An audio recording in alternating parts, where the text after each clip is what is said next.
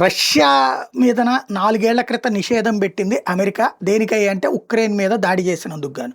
Military operation పేరుతో దాడి చేసినందుకు గాను. అప్పుడు ప్రపంచంలో ఉన్నటువంటి యూరప్, నాటో దేశాల్లో ఉన్నటువంటి వాళ్ళందరూ కూడా అమెరికా చెప్పు చేతుల్లోనే లేదా అమెరికా చెప్పినట్టు వింటున్నారు కాబట్టి రష్యాకి సంబంధించినటువంటి ఆస్తులు అంటే రష్యన్ వ్యాపారవేత్తలు ఆయా దేశాల్లో పెట్టిన పెట్టుబడులు లేదా రష్యా ఆయా దేశాల్లో పెట్టినటువంటి సొమ్ములు బ్యాంక్స్లో పెడుతుంటారు కదా, వాటన్నిటిని కూడా ఫ్రీజ్ చేసేమన్నారు. అట్లా లక్షల కోట్ల రూపాయలు ఫ్రీజ్ చేసి పడేశారు. అమెరికన్ డాలర్లే లక్షల కోట్లు ఉన్నాయన్నమాట.